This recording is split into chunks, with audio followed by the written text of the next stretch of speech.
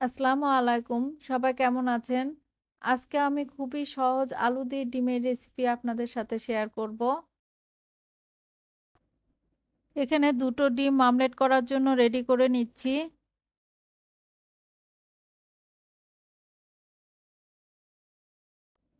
সিদ্ধ ডিম নিয়েছি ২ টি আর আলু নিয়েছি একটু ছোট সাইজের ৮ টি।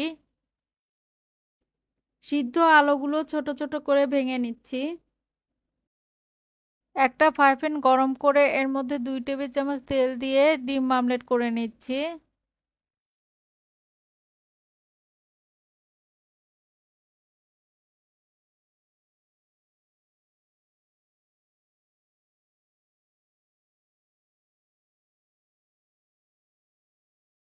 আরেকটা হাঁড়িতে নিয়ে নিচ্ছি ৩ টেবিল চামচ তেল।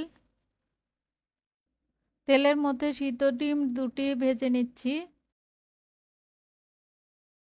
ওই তেলেই দিয়ে দিচ্ছি 1/3 কাপ পেঁয়াজ কুচি আর ২টো তেজপাতা।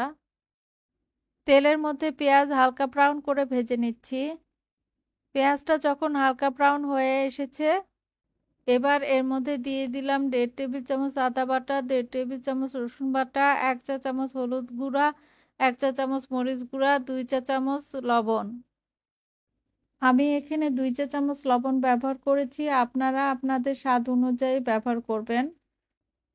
1/4 কাপ পানি অল্প অল্প করে দিয়ে মশলাগুলো খুব ভালোভাবে কষিয়ে নিচ্ছি। মশলা কষানো হয়ে গেলে আগে থেকে ভেঙে নেওয়া আলুগুলো দিয়ে দিচ্ছি। আলুগুলো মশলার সাথে খুব ভালোভাবে কষিয়ে নিতে হবে।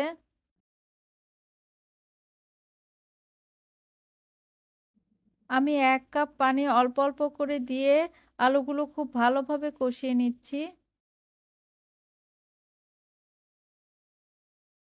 অল্প অল্প পানি দিয়ে খুব ভালোভাবে কষানো হয়ে গেলে এর মধ্যে দিয়ে দিচ্ছি ৩ কাপ পানি। কাঁচামরিচ দিলাম ৪-৫টি। এবার ঢেকে অপেক্ষা করব এটা ফুটে ওঠা পর্যন্ত। খুব ভালোভাবে ফুটে উঠেছে। এখন আগে থেকে ভেজে নেওয়া ডিমগুলো এর মধ্যে দিয়ে দিচ্ছি। আমি এখানে সিদ্ধ ডিম, মামলেট ডিম ২ রকম ডিম ব্যবহার করেছি। আপনারা যেকোনো একটা ডিম দিয়েও এই রান্নাটা করে নিতে পারবেন। নামানোর আগে ভাজা জিরার গুঁড়া দিয়ে দিলাম ১ চা চামচ।